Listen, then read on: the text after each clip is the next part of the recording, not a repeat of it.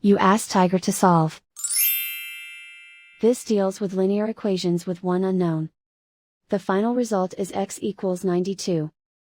Let's solve it step by step. Group all constants on the right side of the equation. Subtract 2 from both sides.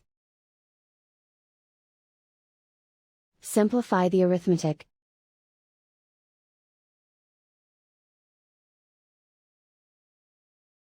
Isolate the x. Multiply both sides by 4. Group like terms. Multiply the coefficients. Simplify the fraction. Simplify the arithmetic.